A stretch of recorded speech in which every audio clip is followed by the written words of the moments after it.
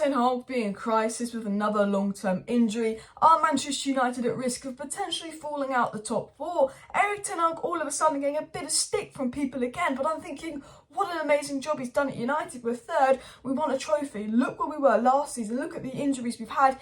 Yes, it was disappointing with Southampton. Yes, the Liverpool loss was a disgrace, but I still think Ten Hag's in a good place, and we will talk about that. But firstly, we want to dive into the Manchester United takeover news. A lot of news has come out this morning and last night. I kind of summarised the main news last night, but I really want to give you an update on where we're at in the takeover. And actually, this video is going to be more of everything you need to know regarding the takeover of Manchester United, where the situation's at, what's going on right now, what's like to happen, what could happen in the next couple of weeks, etc. So you feel like up to date with the takeover, because I feel like there's so much news that comes out that it's almost easy to get lost, because you're like, is it the Elliott Group, is it Sir Jim, is it Qatar, is it this, is it that, is it this, is it that? Now, what we do know is it's the Elliott Group, Sir Jim, Qatar, and reportedly another unnamed group. That is what we know, fact, okay?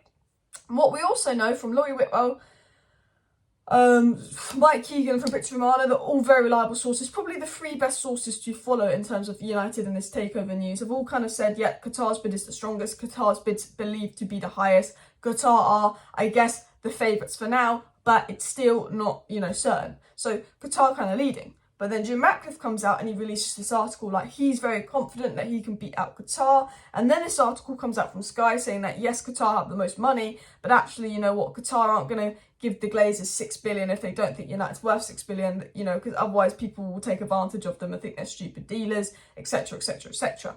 Then the Glazers come out and go, we don't want to sell, Ten Hag's doing well, all minority stake this. Well, the Glazers didn't come out and say that. There was rumours that the Glazers were thinking of staying, and Joe and Avram wanted to stay.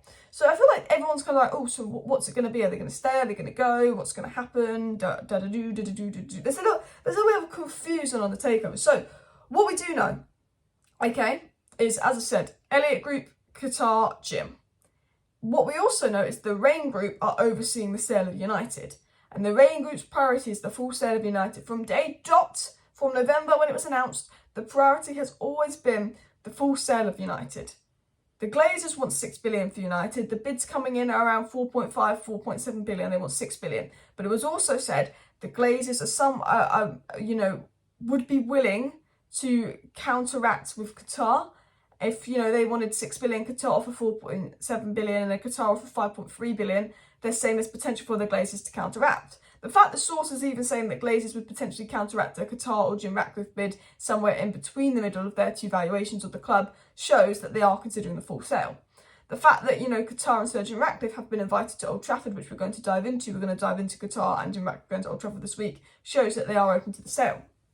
But United are playing better. They've always wanted a minority stake. They like the power. They like taking money out of the club. There's a potential they can stay with the Elliott Group. Now, it's also good to note that some inside sources at Man United came out, and we did a video on this last week, and said it's very unlikely the Glazers will stay, because even with the Elliott Group investment, that will run out. Sustainably, they can't stay at United. They have to sell unless they get a ridiculous offer. They have to sell. And there was people inside United saying the feeling for those close to the Glazers, the feeling that those who work with the Glazers were saying they know they have to sell. And there was rumours, and I'm not saying it wasn't confirmed by a tier 1 source, that those close to United close to the Glazers know they have to sell United. And then yesterday it came out, and I'll quickly read this out now. It said the Rain Group have prioritised parties interested in full takeovers over small investors. However, meetings have also been held with groups only interested in taking a small investment. So Rob Dawson, as we spoke about in yesterday's video, came out and said, the priority is still the full sale. So despite all this news that the Glazers might stay, Rob Dawson is saying, the priority of the Rain Group is still the full sale. United is still focusing on the full sale, and we keep being reminded of the 6 billion price tag and why the club is 6 billion, etc, etc, etc. It was then said by Rob Dawson the second stage of the process could be concluded by the end of the week. So that's where we're going to that was last night's news. I want to talk about this morning's news though, because you want to hear the new news that's come out this morning, not regurgitated crap. But the second stage of the process could be concluded by this week. And why could the second stage of the process be concluded this week? Because this was said by Ben Jacobs. Representatives from the Bank of America will present within Sheikh Jassim's party for face-to-face meetings with Manchester United this week, since they're advising on the bid. Sheikh Jassim will not be attending in person. So someone from Qatar who will be representing Sheikh Jassim will be flying to Manchester, flying to Old Trafford to have a meeting with the Rain Group, who are the representatives, couldn't say that word for a second, of the Glazers. So Rain Group and Sheikh Jassim's representative, they will be in Manchester. They will have the meeting. So Qatar will be in Manchester for that meeting to be sorted. The Elliott Group was there last week. I believe Jim Ratcliffe was there the other day. And that means once Qatar have done that meeting, every single person interested in United has gone to Manchester, has seen the financials, has had that meeting and a look at the stadium so they can value it themselves. The second bids will come in. Now, what I think is going to happen this week, because the second bids will be coming in this week, I think there's going to be some Glazer news. I think there's going to be news coming out about the Glazers wanting the minority sale, the Glazers wanting this, the Glazers wanting that. Because the Glazers know Qatar will put their second bid in the next week. And the Glazers know that Qatar have got a lot of money. And one thing we know about Joel and Abraham Glazer is they want as much money as possible. It's all about money. It's all about greed to them. One thing we know about those bloody Glazers is, whoever gives the Glazers the most money will get the club. If Sir Jim and Qatar's offer isn't what the Glazers think is good enough, they will go for the minority sale. But, Qatar and Qatari sources say Qatar are very confident they'll get the deal done. They know no one will compete with them. And, Qatari sources were saying they're confident the Glazers will sell. I think the Glazers will release stories like Mike Ashley did with Newcastle, saying they're not interested in selling, to try and scare Qatar into putting an even bigger bid to get closer to that $6 billion valuation. Because Qatar are not stupid, Qatar are smart businessmen. They're not going to go, oh yeah, you know what, let's bid straight to $6 billion right away. They're going to bid under that, of course.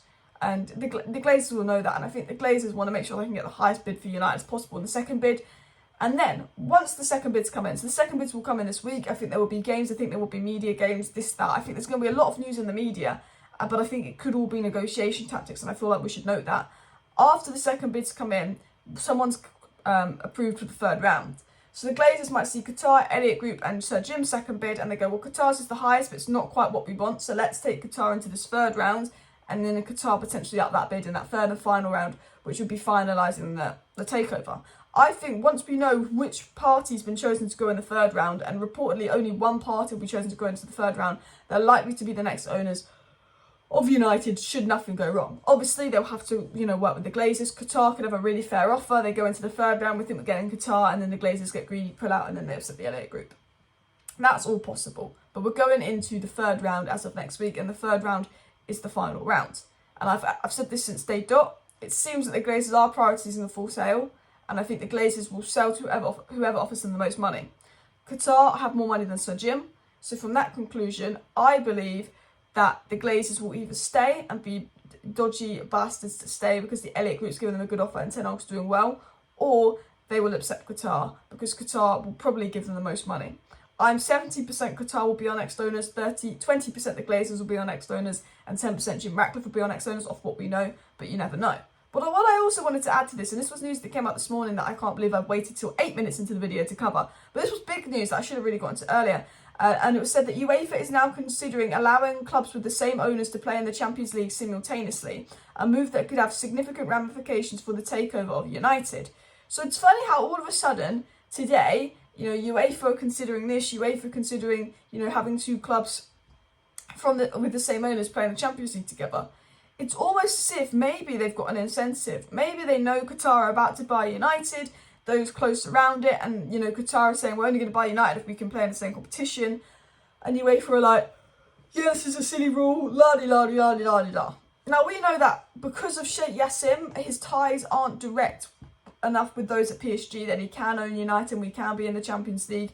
The most important thing as well is those at PSG have approved that Sheikh Jassim could buy United. Those apparently in Qatar have approved that Sheikh Jassim could buy United, and those at UEFA have approved that Sheikh Jassim can buy United because Qatar are only going to buy United if they know they can play in the Champions League, etc, etc, etc.